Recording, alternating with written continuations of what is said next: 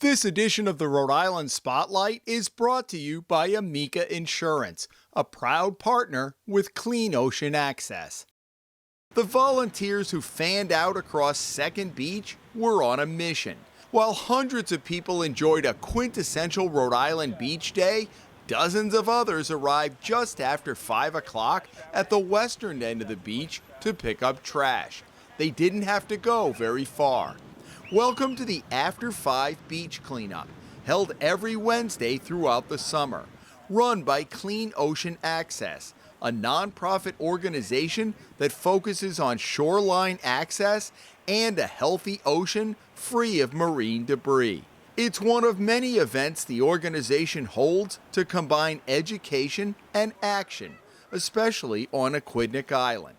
Dave McLaughlin, the nonprofit's executive director, said it has become a popular weekly event at one of the state's prettiest and most populated beaches. People usually have plans on the weekend and it costs money to go to the beach, and the beach management team does a great job of cleaning the shoreline. So we figured, what better way to bring awareness to what's left at the beach than to do a cleanup immediately after a day at the beach, and do it right when the parking is free. The program, held weekly in the summer and on weekends the rest of the year, is in its 6th year. I guess I'm surprised about the fact that we continue to find as much as that we do.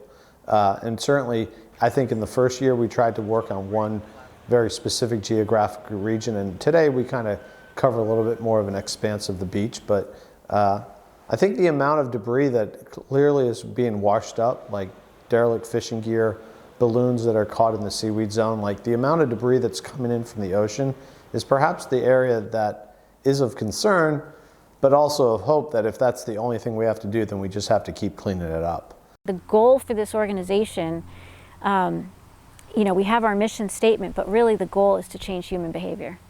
And that takes some time. Monica DeAngelis is president of the board of directors for Clean Ocean Access.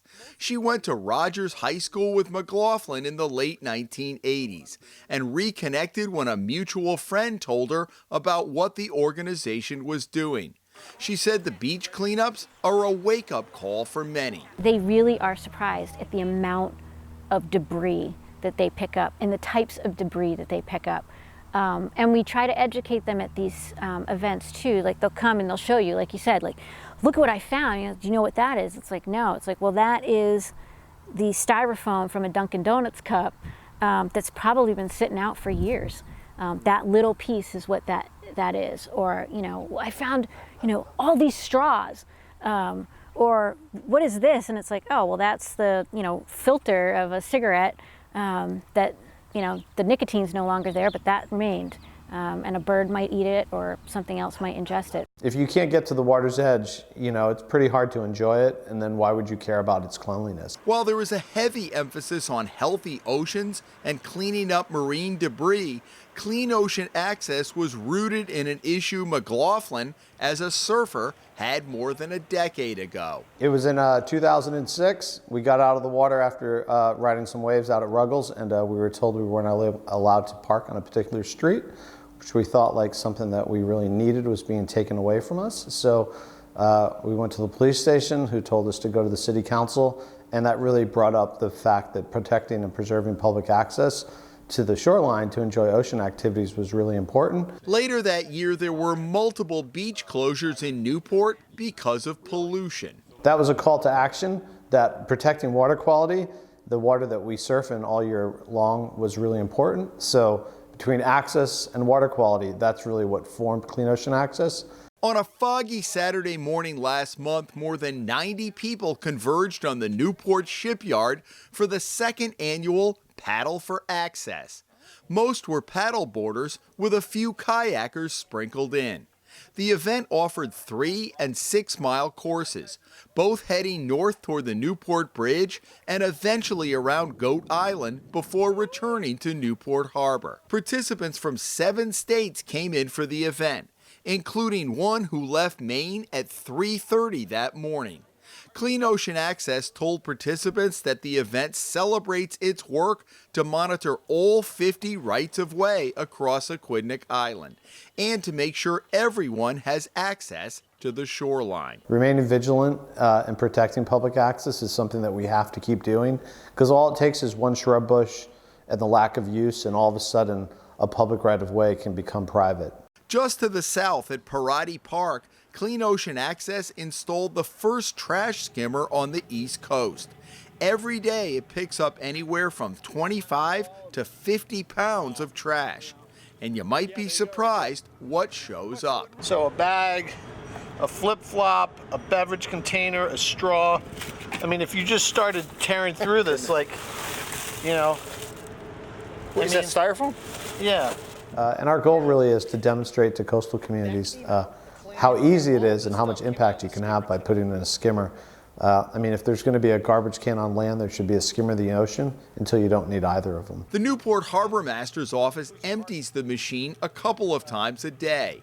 Every week, Clean Ocean Access goes down to do a detailed analysis of what it's collecting. I think the part that caught me a little bit off guard and made me kind of have an aha moment in terms of why what we're doing is so important is to understand the magnitude of the commingled nature of the marine debris and plastics with all the macroalgae and all the seaweed. So when you start to look through it and you see all these medium, small, and tiny pieces of plastic mixed in with all the seaweed, and there's like 39 different types of seaweed in our waters here, I can just imagine how impossibly hard it is for marine life to figure out what's edible and what's not. The greatest thing that we can do is bring people to see something like that, bring people to learn about what these skimmers are doing, bring people to a cleanup, to participate in a cleanup. It's, you know, an hour out of your day, but that hands-on experience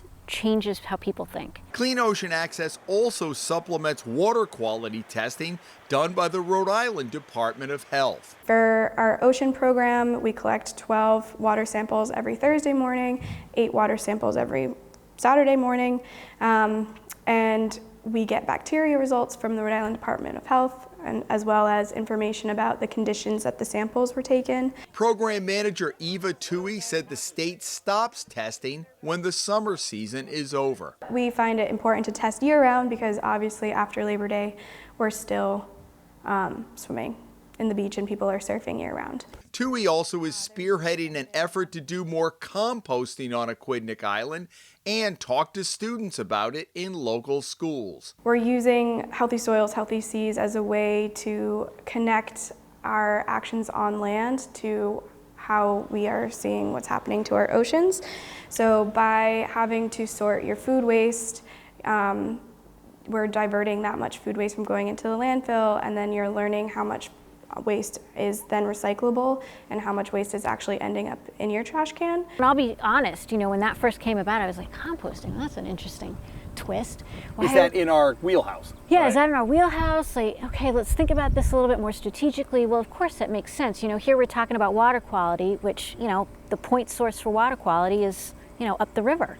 It's not down by the ocean. I mean, that's where we're seeing the impacts, but the consequences of someone's action up the river or up the creek is coming down into the ocean, which people see. So we're making that connection for people to understand that, hey, what you do in your own backyard actually matters, because when you go to the beach and you complain about the beach being closed or there's trash on the beach or this is going on, it actually does start on land.